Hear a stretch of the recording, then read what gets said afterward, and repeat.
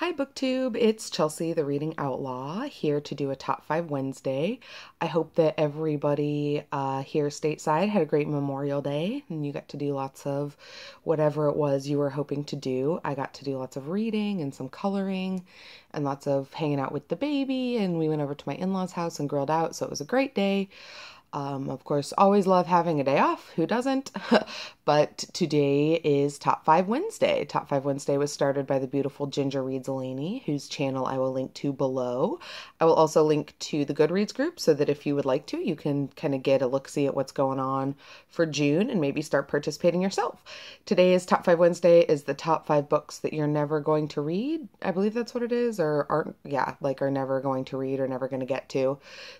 I usually do either all fiction or all nonfiction. Today I did kind of a mix because I was looking through my shelves and I realized that I had a pretty good selection of both. I actually realized that I need to do like a bookshelf clean out because there's a lot of stuff on there that I probably will never get to, and that would just make room for all the books that I will get to.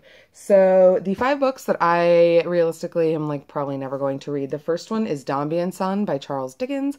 I actually really love Charles Dickens. I'm working my way through his stuff slowly, but this one is just so big and I know so little about it, and there are just so many other books in life, and specifically so many other Charles Dickens books. So I just don't know that I'll ever get to it. The only reason I bought it is because when I took the AP test in high school, one of the passages that I had to write an essay on was from Dombey and Son, and that's always stuck in my head for some reason.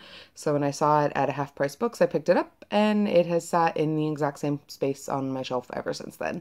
So I just do not see that particular mountain ever being one that I climb. Next up, this is another one of those impulse buys. I bought it because I thought the cover was pretty. It's The Glassblower of Murano by Marina Fiorato. Yeah, I think Fiorato. Know nothing about it. Thought it was pretty. It was cheap. It was a library book sale. I like to support my library. I like to buy books. There's a large portion of books that I have that I probably will never read that I bought at a library book sale because I was like, hey, why not? Next up, this is actually a book that I've heard a lot of really good things about, and a lot of people have told me that I would really like it, or they have really liked it, but I gave the first like 50 pages a try, and I just did not see what all the fuss was about. And it's Possession by A.S. Byatt. This is about, from what I can tell, 2 scholars who start a romance while reading the letters of these 2 poets that were in love or something. I don't know. I don't really know. It just did not float my boat. Usually books like this, especially ones that like take place in academia, they're like right up my alley. This one just did not care for it, sorry. And the next 2 are nonfiction. Like I told you, I was doing a little mix of both today. Yep, what? The Unfolding of Language by Guy Deutscher, I'm guessing? Let me know. That's the last name if you have a better idea of how to pronounce that.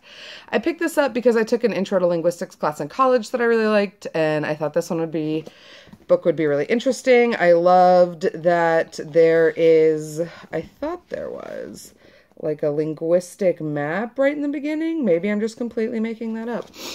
It looks like I'm just completely making it up. But basically I picked it up because I thought that the linguistics class that I took was good, but this book is just so dry and so long, and I just don't think I'm quite passionate enough about the subject of linguistics to really get into that. So yeah, I read the first maybe 25 pages before I just realized that there were better books out there. For me. It's not a bad book, but for me, I was just ready to move on. And then lastly, another classic, Sun Tzu's The Art of War. I just have no interest. This is a book that I bought because I was like, I am building a respectable library and I should have some Sun Tzu. But I have absolutely no interest in reading this book. I do not care what it says. I just don't care. I just don't. I've never even looked inside it. I think I got it for a couple bucks at a Half Price Books. Sat on the shelf. Never even picked it up before this. If you would like it, let me know. Happy to unhaul it. Happy to unhaul all of these or any of these to anyone who might like them or give them better homes. Because this one is just going to sit there till it probably goes back to the same Half Price Books I bought it at. And that, everybody, is my Top 5 Wednesday today. The books that I am just never, ever going to read. No fault of the books, but it's just not going to happen. All right, guys, like, comment, subscribe. Let me know down below what books you're never going to get to, and I will see you around the internet. Bye.